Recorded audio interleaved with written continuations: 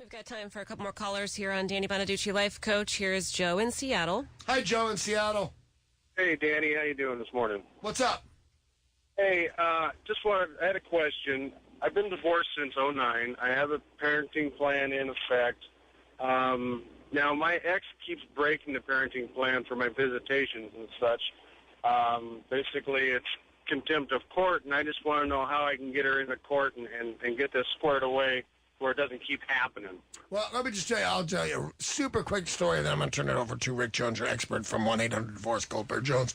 I had a joint custody with my kids when I got a divorce. Within the next 30 days, I moved from Los Angeles to Philadelphia so I could afford to feed them. And I thought everybody's just going to be reasonable. They're going to go from every other weekend and every other Wednesday to summers. Everybody's just going to be nice and normal. And people weren't. That's why I say lawyer up, man. As much as it would be really nice to not, lawyer up, because she didn't. I didn't see my kids for 8 months at a time. So that is a huge drag. So, Rick Jones, what does Joe in Seattle do? Well, Joe, you're halfway there. You already know what it is that you need to do by calling it contempt. You need to bring a contempt of parenting plan motion to the court.